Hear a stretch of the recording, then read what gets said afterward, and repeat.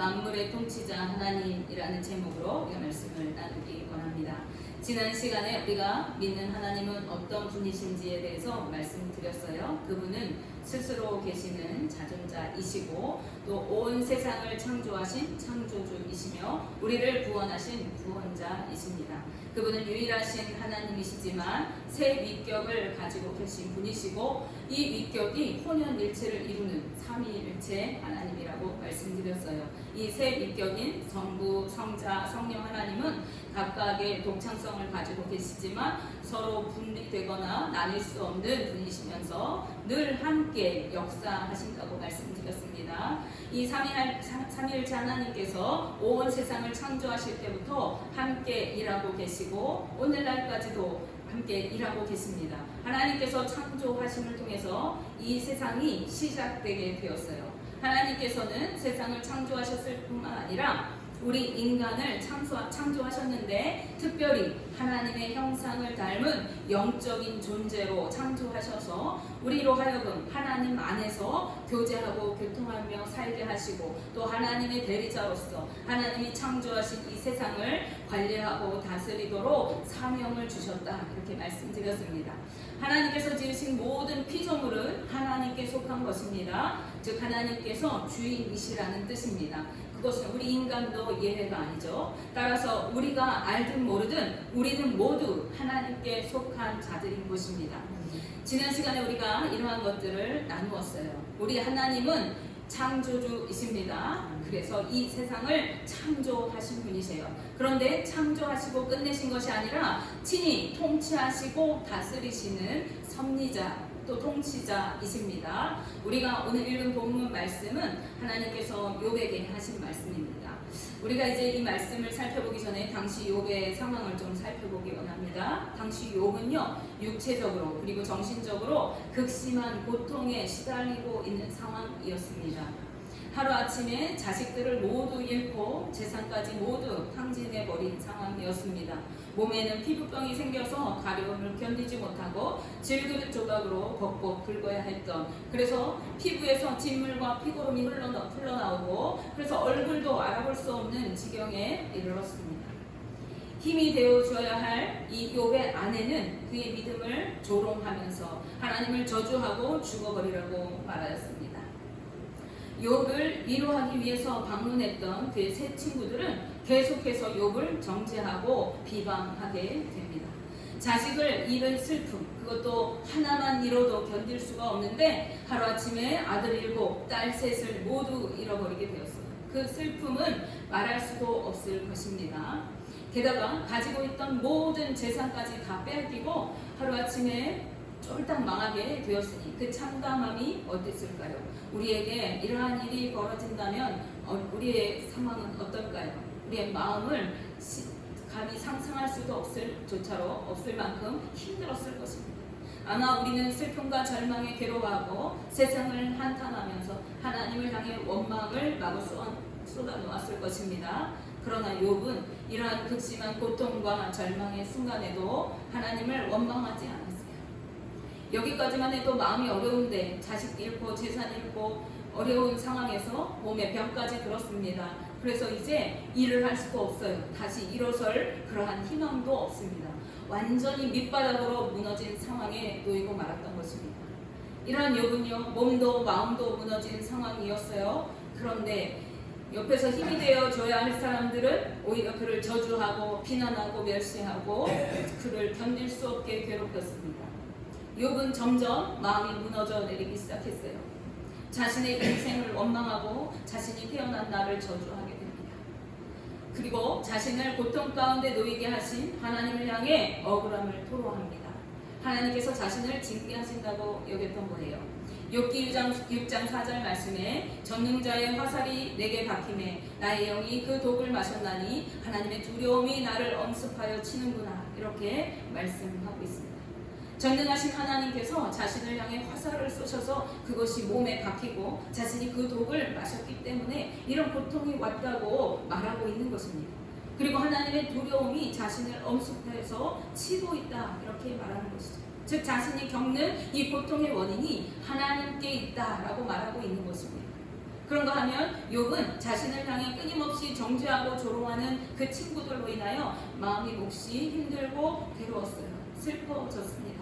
욥기 17장 2절 말씀에 나를 조롱하는 자들이 나와 함께 있으므로 내 눈이 그들의 충동함을 항상 보는구나 이렇게 말합니다.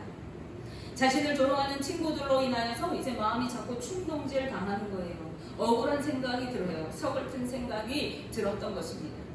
그러한 지경이 오니까요, 욥이 자신의 의로움을 내세우면서 변명하기 시작합니다. 우리가 빈병에 효자 없다는 말이 있습니다. 잠깐의 고통, 잠깐의 괴로움은요, 우리가 믿음으로 견딜 수 있어요. 그런데 그것이 길어지게 되어질 때, 그리고 나의 가장 가까운 절친이, 가족이, 내 함께 신앙생활하던 믿음의 동역자들이 조롱하고 비방하고 저주할 때에 그 마음이 점점 더 무너져 내리게 되는 것입니다.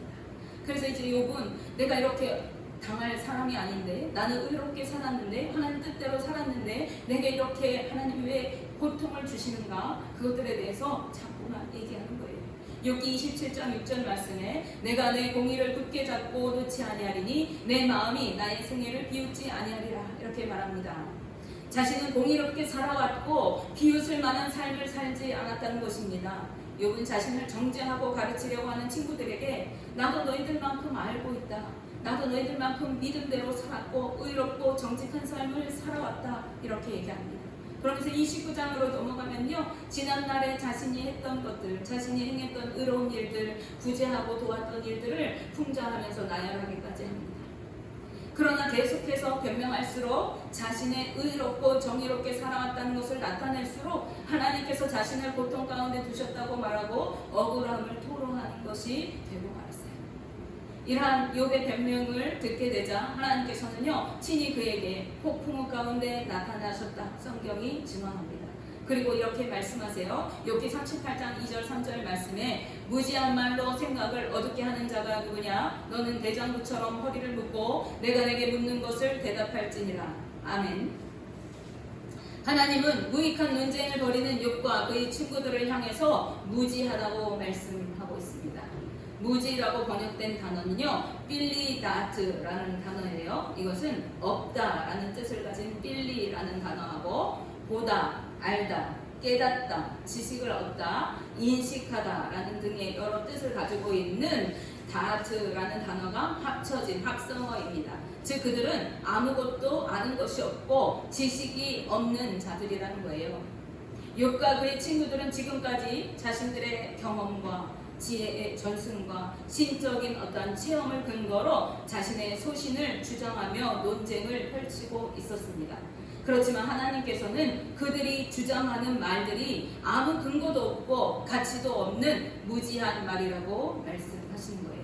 이들은 당시에 지혜의 전승을 섭렵하고 있을 만큼 석학들입니다. 신학에 능통한 자들이라는 거예요. 이들은 연륜도 있어요. 나이도 있어서 그만큼 다양한 믿음의 체험들을 했었던 사람들입니다. 이들은 자신들의 신학과 경험으로 하나님의 뜻과 섭리에 대해서 지금 진술하고 있는 거예요. 하나님은 이런 하나님이야. 내가 알고 있는 하나님은 이렇게 행하시는 분이야. 이렇게 말하고 있는 것이죠. 그러나 하나님께서는요, 그들의 말이나 생각이 하나님과 전혀 관계없는 것이라고 일축하고 계신 것입니다.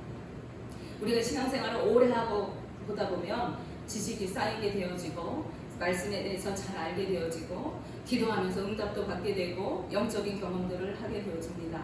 그런데 우리가 오늘 말씀을 통해서 알 수 있는 것은 그것들이 하나님의 뜻과 관계없을 수 있다는 것입니다.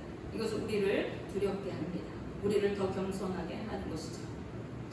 다시 말씀드리면 이들은 학문적으로 신학 지식에 능통한 자들이었고 나름의 신앙적인 경험을 가지고 있기도 했던 사람들입니다. 그렇지만 하나님에 대한 실존적인 체험, 하나님을 직접 경험하고 하나님께서 주시는 참된 지식의 빛을 받지 못한 상태였다는 것입니다. 하나님께서 지금 그것을 말씀하고 계십니다. 한마디로 영적으로 무지한 상태였고 하나님께 대하여 알지 못하는 자들이라는 것입니다. 하나님께서는 자기의에 빠져서 하나님의 뜻을 제대로 알지 못하고 하나님의 계획과 섭리를 깨닫지도 못하도록 생각을 어둡게 하는 그들의 모습을 무지하다라고 책망하고 계신 거예요. 이에서 하나님께서는요, 대장부처럼 허리를 묶고 물음에 갚아라 이렇게 말씀하십니다. 대장부처럼 허리를 묶으라고 하는 말씀은요, 전쟁에 나갈 만반의 준비를 하는 병사와 같은 모습이에요. 당시에 그 고대 근동의 복색은 이렇게 원통형으로 된 그러한 통짜 의복이잖아요. 그래서 전쟁에 나가려고 하면 이 옷을 이렇게 단단히 여며야 됩니다. 그래서 가장 먼저 하는 일이 이 허리띠를 졸라 매는 일이에요. 그리고 신발끈을 다시 매는 일입니다. 허리띠를 반드시 묶어야 하는 이유는 거기에 무기를 장착하거든요. 그래서 이 허리띠는 반드시 필요한 거예요. 그런데 지금 하나님께서 뭐라고 하시냐? 허리띠를 대장부처럼 묶고 내가 말하는 것에 답하라 이렇게 이야기하신 거예요. 이것은 무엇입니까? 네가 내적으로 단단히 무장하여서 하나님 앞에서 당당히 물음에 대답할 것을 말씀하세요. 하나님께서 말씀하실 때 당당히 대답할 수 있을 만큼 네 내면을 단단히 준비하라는 거예요. 그리고 요백에 하나님의 뜻과 계획하심을, 하나님의 창조 역사와 섭리하심을 깨달은 것에 대해서 대답하도록 말씀하십니다. 38장 4절 말씀에 내가 땅에 기초를 놓을 때에 내가 어디 있었느냐, 내가 깨달아 알았거든 말할지니라 이렇게 말씀합니다. 하나님께서 땅에 기초를 놓으실 때, 즉 이 세상을 창조하실 때 너는 어디에 있었느냐, 네가 그 창조의 원리를 깨달았느냐, 내게 대답하라 이렇게 말하는 거예요. 하나님 창조하실 때 욥과 그의 친구들은 어디에 있었습니까? 그들은 세상에 존재하지도 않았던 것이죠. 그래서 그때에 네가 어디 있었느냐 이렇게 물으시는 것은 그들이 하나님의 창조 계획과 섭리의 그 오묘한 진리를 전혀 알지 못하는 자라는 것을 확인시켜 주신 거예요. 자신의 개인적인 경험과 지식만을 앞세우면서 눈앞의 상황에 대하여 평가하고 정죄하고 하나님을 원망하는 것과 같은 행위들이 올바르지 않다는 것을 상기시키기 위한 것입니다. 네가 하나님의 뜻을 알지도 못하면서 지금 상황에 처해 있는 그 상황과 환경을 판단하고 정죄하고 하나님을 향하여 원망하느냐, 그것은 옳지 않다 이렇게 선포하시는 것입니다. 우리가 하나님의 창조 질서와 섭리에 대해서 올바로 이해하고 피조물에 불과한 인간의 한계성을 깨달을 때에 우리에게 닥친 모든 상황과 문제를 해결할 수 있는 해답을 얻게 되는 것입니다. 그 해답은 우리가 하나님께 나아가는 것이죠. 하나님은 계속해서 온 세상의 이치를 아는 구체적인 것들에 대해서 물으십니다. 우리가 한 곳만 살펴보면요, 38장 19절 말씀에 어느 것이 광명이 있는 곳으로 가는 길이냐, 어느 것이 흑암이 있는 곳으로 가는 길이냐 이렇게 물으십니다. 어느 길로 가야 광명에 이르고 흑암에 이르는지 네가 알고 있느냐 묻고 계신 것입니다. 또 이어서 날씨의 주관자가 누군지, 별들의 움직임을 주관하는 자가 누구인지, 땅의 생물의 삶을 정하신 분이 누구인지 그것을 아느냐고 물으십니다. 저 온 세상의 주관자가 누구냐라고 묻고 있으신 것입니다. 하나님은 온 세상을 지으셨을 뿐만 아니라 그것들을 주관하시고 다스리시고 그 삶의 경계를 정하시는 통치자 되시는 분이십니다.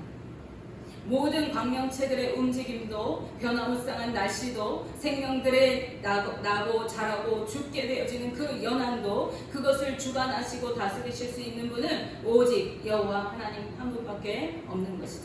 그러나 욥과 그의 친구들은 이러한 하나님의 한없는 섭리를, 세밀하고 정확하신 그 섭리의 이치를 다 알지도 못하면서 자신들이 가지고 있는 얄팍한 지식과 부분적인 체험을 가지고 그것이 전부라고 여겼던 것이에요. 자신들의 의로운 자임을 나타내게 하기 위해서 그것들을 가지고 하나님에 대해서 논하고 있었던 것입니다. 가장 무서운 사람은 책 한 권 읽은 사람이라고 합니다. 왜냐하면 자신이 읽은 책이 전부인 줄 알고 그것에만 함몰되어서 다른 것들에는 전혀 귀 기울이지 않기 때문이라고 하는 것이죠. 욥과 그의 친구들의 모습이 마치 이런 모습이었던 것입니다. 내가 경험한 것, 내가 지식적으로 알고 있는 것이 전부인 줄 알고 그것을 기준 삼아서 눈앞의 상황을 판단하고 정죄하려고 하였던 것입니다. 그리고 자신의 의로움을 자랑했습니다. 나는 이렇게 경험했어, 나는 이렇게 잘 알고 있어 라는 것들을 나타내는 것이죠. 우리는 하나님의 뜻을 다 알 수가 없습니다. 우리를 향하신 하나님의 계획과 섭리를 온전히 깨달아 아는 것은 우리 피조물인 인간으로서는 불가능한 일이에요. 그러므로 다 안다고 교만할 것도 또 내가 알지 못한다고 기죽을 것도 없습니다. 우리는 하나님이 그때그때 일러주시는 대로 순종하여 걸어가면 됩니다. 우리의 어떠함을 나타내려고 힘쓰지 않아도 됩니다. 우리의 모든 것을 알고 계시고 다스리시는 분이 우리 하나님이시기 때문에 그렇습니다. 그저 날마다 우리의 삶의 주인 되시고 우리를 다스리시고 주관하시는 주님을 의지하며 살아가는 것이 우리의 본분인 것이죠. 본문 말씀에서 욥은 자신의 의로움을 나타내려고 그 자신을 변호하다가 하나님을 탓하고 원망하였다고 말씀하고 있어요. 욥기 40장 2절 말씀에 트집 잡는 자가 전능자와 다투겠느냐, 하나님을 탓하는 자는 대답할지니라, 그렇게 말씀합니다. 하나님은 능력이 많으시고 전지전능하신 하나님이십니다. 감히 피조물이 탓할 수가 없는 분이신 것이죠. 그러나 그분을 제대로 알지 못할 때 우리는 하나님을 탓하고 원망하고 두려워하지 않게 되어질 것입니다. 그것은 무지하기 때문에, 영적으로 무지할 때 하나님의 그 위대하심을 우리가 알지 못할 때 우리는 하나님을 향해 원망하고 내 뜻대로 하나님이 움직여지기를 원합니다. 우리가 믿는 하나님은 그러한 하나님이 아니에요. 부적 같은 하나님, 요술방망이 같은 하나님이 아닙니다. 하나님은 온 세상을 창조하시고 섭리하시며 다스리시는 하나님, 온 세상을 주관하시는 능력의 하나님이시고 공의의 하나님, 즉 심판하시는 하나님이십니다. 욥기 40장 8절 9절 말씀에 내가 내 공의를 부인하려느냐, 내 의를 세우려고 나를 악하다 하겠느냐, 내가 하나님처럼 능력이 있느냐, 하나님처럼 천둥 소리를 내겠느냐, 이렇게 묻고 계십니다. 하나님은 공의롭고 정의롭게 세상을 심판하시고 다스리시는 분이십니다. 하나님은 욥에게 그가 모든 교만한 자를 낮아지게 하고 악인을 그들의 처소에서 짓밟아서 진토에 묻어두고 그의 얼굴을 싸서 은밀한 곳에 들 수 있느냐고 하십니다. 즉 인생을 심판할 그리고 다스릴 영광과 존귀가 내게 있느냐고 묻고 계신 것입니다. 네가 만약 그렇게 할 수 있다면, 네가 인류를 심판하고 그들을 죄악의 길에서 구원하고 그 악한 자들을 심판하여 지옥불에 던져놓을 권세가 있다면 내 오른손이 너를 구원할 수 있다고 내가 인정해 주겠다, 이렇게 말씀하십니다. 이건 무슨 말이죠? 인정할 수 있을 만한 권세가 있다는 말입니까? 그러한 권세가 전혀 없다는 뜻입니다. 우리에게는 세상을 심판하고 멸할 권세와 능력이 없습니다. 그러나 우리 하나님은 온 땅과 하늘 외의 모든 권세를 다스리고 심판할 권세를 가지신 분이십니다. 하나님의 말씀에 아무 말도 할 수 없었던 욥은 하나님의 영광과 권세와 능력을 인정하고 자신의 무지함을 깨닫고 회개하게 되어집니다.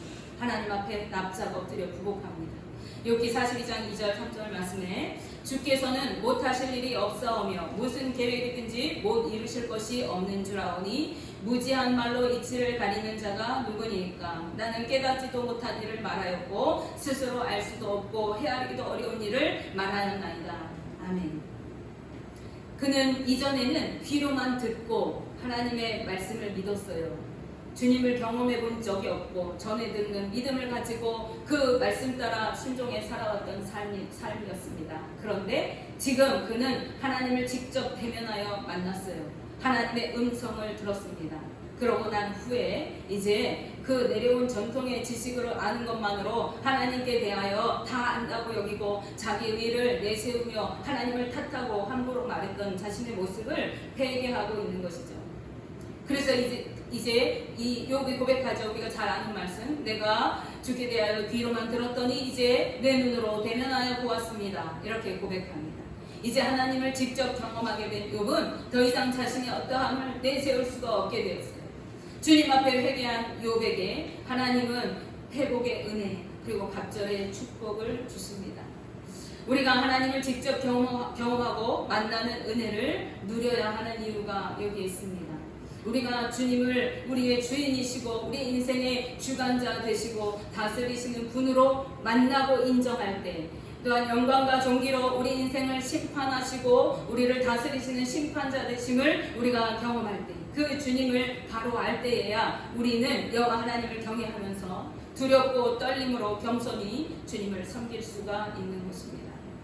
원하기는 우리 모두가 하나님을 온전히 믿고 온전히 알고 우리 주님 주인 되신 주님 앞에 겸손히 살아갈 수 있게 되시기를 주님의 이름으로 축복하며 기도합니다. 기도하겠습니다.